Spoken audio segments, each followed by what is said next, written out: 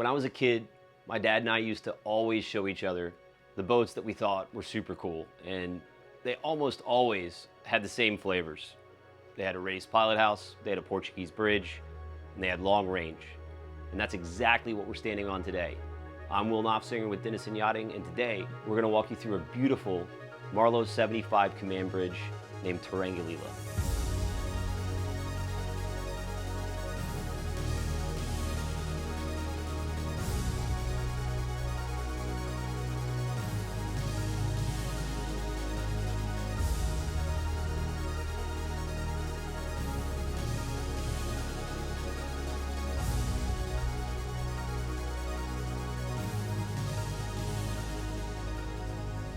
We're going to begin up here on the boat deck. And most of these boats, particularly an enclosed bridge in this size, they force you to choose between living space and having ample tender storage on a boat deck. Marlow was clever and gave you both. Behind me, we've got a Walker Bay.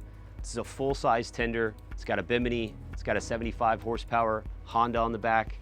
And there's plenty of additional space for you to carry the water toys wherever you're going. And to maneuver that tender over here on the starboard side, we've got a 1,760 pound capacity Tritech davit. For that deck space, we've got all the entertaining that takes care of that. When that tender's out of the way and you get all that real estate, this is an awesome spot to kind of hang out, relax, and enjoy that flybridge experience. Over here on the starboard side again, we've got our table, our seating, and then that's complemented on the port side by a full wet bar, this beautiful teak top on the bar. You've got an ice maker, a sink, and everything you need to service this entire space. Stepping in from that boat deck, we immediately have this little table and desk, great spot to plan your next route. And then over here on the port side, we've got a day head that services the entire deck. Just in front of that, ice maker, fridge, and the first glimpse of the interior that Marlow is known for. Forward of all that, we've got kind of the focal point of this command bridge. And remember, this was the showcase piece when Marlow introduced this model to the world. So there was no joke when it came to selecting what they put on here. There are three 22-inch Garmin displays, all your chart plotting, navigation, radar, everything you'd want to find for long-range cruising. You've got your CAT displays. Those are the new upgraded digitized displays. You've got hydraulic bow and stern thrusters. That's an awesome upgrade. And then up above, more when it comes to running this boat. Your stabilizers, your inverters, your tank monitors, everything falls right to hand, and you can tell that this was all laid out by an experienced yachtsman. Exiting that command bridge, we come down here into the galley, but before we do that, we're going to take a detour and check out the bow, which is one of the features that makes Marlow incredibly special. Coming forward to the bow of this Marlow, we've got the quintessential Marlow look with this Portuguese bridge. And this is a real safety feature on a long-range cruiser. When you come up and it's rough, this gives you some extra protection. It also separates this working deck. You've got a little seating area here, and you've got a sound system, so there is some entertainment, but really this is the focus up here. You've got your ground tackle with two windlasses and two different anchor systems, so regardless of your anchoring environment needs, you're pretty much covered. Coming inside from the bow area, we come back into the galley, and there's a ton of stuff that these guys did when they built the boat that I love. Deleting the lower helm and giving you this country kitchen with tons of seating and storage is, I think, a better option than that lower helm. Most Marlow owners tend to use their boat a lot and stay for duration. Space, storage, and comfort for living on board is paramount, and this is one of those features that the owner decided to add. There's a ton of other custom touches like that drop-down TV that's perfectly placed, so when you're cooking, which these guys do a lot, you're able to still watch.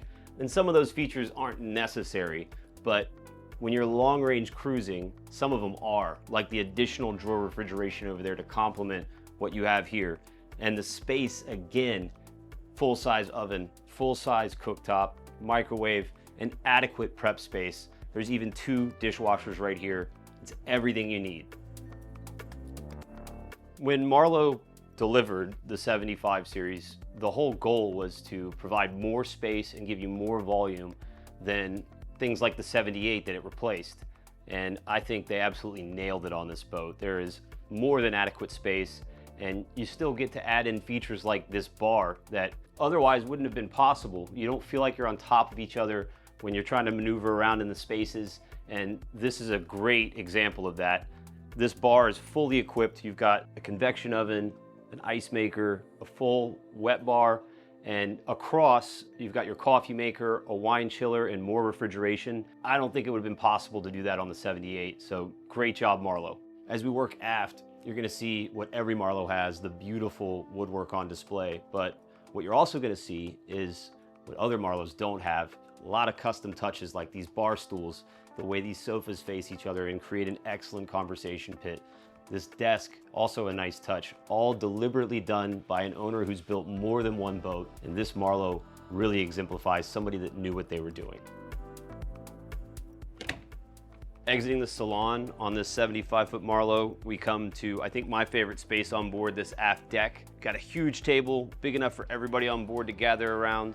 It's kind of dual function, so this leaf here in the middle can be removed and it kind of becomes more of an entertainment cocktail area. Most meals will be had here, assuming weather's good, and that's complemented nicely by, I think, a really well-placed grill. You've got a sink, and then just next to that, a full back-down station complete with bow and stern thruster, and then tons of storage underneath to really round out what I think is a nice spacious area in keeping with that volume theme.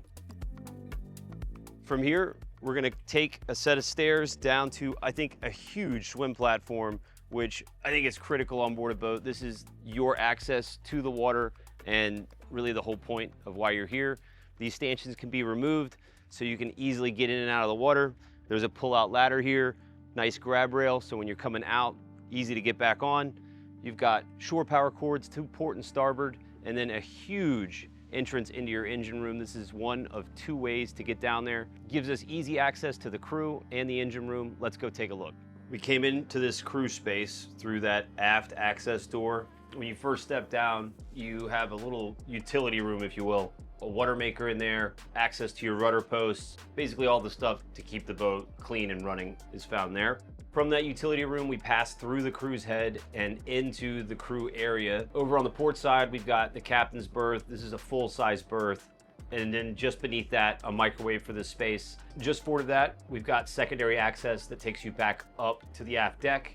Over on the starboard side, we've got the crew mess. There's a little settee, table, nice teak top to it. And then just forward of that, a TV on the wall, a sink basin, a refrigerator, everything they're gonna need to feel like they're at home. And then all the way on the starboard side, you've got a single berth in case you decided to bring an extra crew member with you. Now let's continue forward and check out the engine room. Stepping into the engine room from that crew quarters, it's a little loud in here because we've got the ACs blowing, so bear with us. But you've got exactly what you'd want to see for a power plant. Two C-32 ACERTs, they're 1,800 horsepower apiece, and that delivers a really impressive top end of 30 knots, pretty much unheard of for yachts like this. Marlow claims she'll cruise around 24 knots. I think most of you are going to end up doing 11 to 12. At that speed, you get about 1,100 nautical miles, but I think the most impressive fact is that at 8 knots, you see 3,000 nautical miles. That gets you wherever you want to go, up and down the East Coast, throughout the Caribbean. You've also got upgraded 29 kW generators on either side. All the features for an owner-operator that they want to see on board, including a yacht controller. It's a simplistic design and a very well thought out engine room. Some other cool things you'll note down here, Marlow implemented carbon fiber stringers and they're on display, kind of like a showpiece. That's really neat. There's a fuel polishing system. This boat's truly ready for the next owner. There's only 1,300 hours on the engines. They've got warranty through Caterpillar for another 2 years. So you just get on it and go. From here in the engine room, we're gonna run back upstairs through the salon and galley and then down to the lower guest accommodations. We're gonna start here forward in the VIP. It features a centerline king berth, tons of overhead space with access to both sides. There's a large cedar-lined hanging locker to port and starboard, and there's 4 large drawers beneath the berth. And access to the ensuite can be found here to the starboard aft. From here we walk aft to the starboard side. This guest stateroom is converted to a laundry center. Here we find a single berth, TV hanging on the wall, tons of storage, and a GE washer dryer. The port guest stateroom was updated to a single berth, making it better for adult couples than a typical twin arrangement. It has storage below, hanging lockers, 2 large opening portholes, and a private ensuite head located forward.